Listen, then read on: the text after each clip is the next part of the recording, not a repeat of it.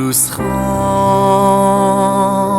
بو من اون مست و مستانه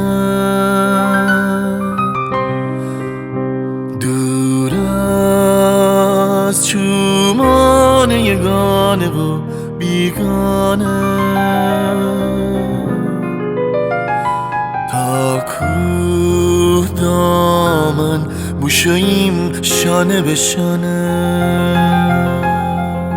زیر دارن سبزه سر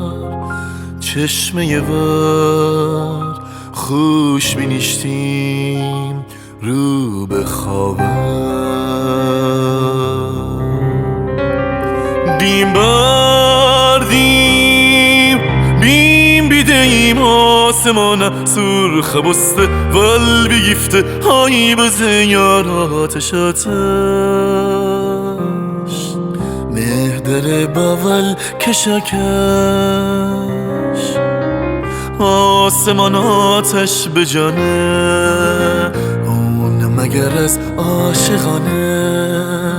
نازنینه بو گفتم اون می امید سوی آینه داره تیرویه آفتاب خیزانه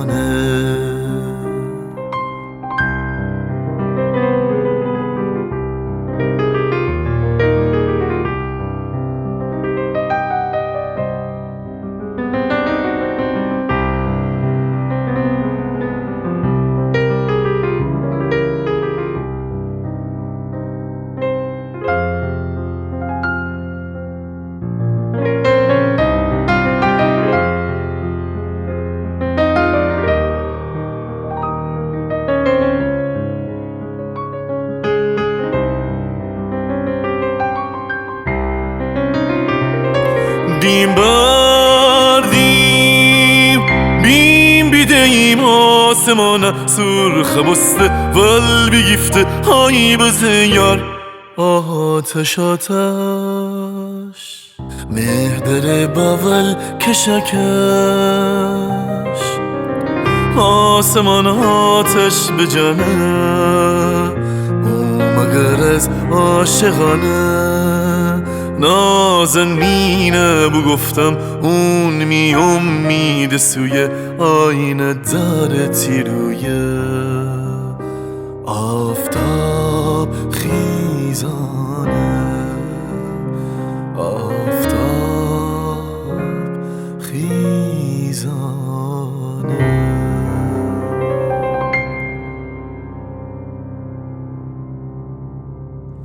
سحرگه او بود و من مست و مستانه دور از چشمان یگانه و بیگانه رفتیم تا دامن کوه شانه به شانه